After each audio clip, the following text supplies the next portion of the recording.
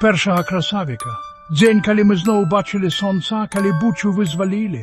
Але ці вызвалілі мы самі сябе ад гэтых сцішаных крыкаў, што гучаць у вушах? Ці вызвалілі мёртвых?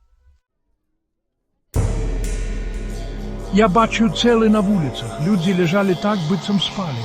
Але мы ведалі, яны ўжо не прачнуцца. Першыя журналісты, першыя крыміналісты, французская лабараторыя, ДНК-ідэнтыфікацыя, 116 цел, 30 жанчын, 2 дзіцяці. Пад братняй магілай сотні імёнаў, што ператварыліся ў нумары ў справаздачах. Але ж у Бога няма ананімных душаў. А ти памятаєш, як яны сміяліся, калі ішлі ў школу? Памятаєш, як яны закахана глядзелі адзін на аднаго? Як бацька нёс сына на плячах? Як маці шаптала «не бойся» у апошнія хвіліны? Не існуе атэіста ў акопах, і не існуе святароў, што не плачуць, калі кладуць у магілу дзяцей. Бог прымі іх душы. Дазволім сказаць, што яны не забыліся. Я бег до машины, мы хотели выехать. Мама сказала, хутчэй. Я не паспеў. Я быў простым будаўніком. Моя дачка чакала мяне дома. Я павінен быў пабудаваць ёй арэлі. Я ўбачыў чалавека з аўтаматам. Я хацеў сказаць, прабачце, я проста выйшаў па ваду, але не паспеў.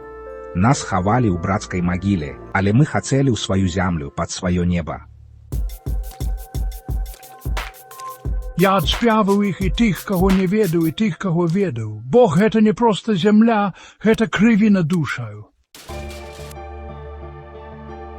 Я фіксаваў імёны, я пісаў артыкулы, каб іх памятаў свет.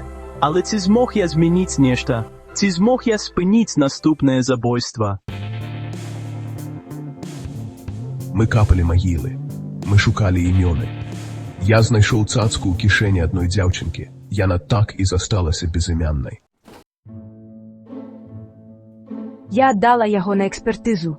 Усе казалі, што мой сын мёртвы, але калі я трымала гэты медальён у руках, я адчувала яго цяпло. І пакуль я жыву, ён жыве. Іх немагчыма забыць, іх немагчыма пахаваць у зямлі, бо яны засталіся ў сэрцах. Пакуль памятаюць, яны жывыя. Значыць, мы яшчэ тут, значыць, яшчэ можна маліцца, яшчэ можна жыць.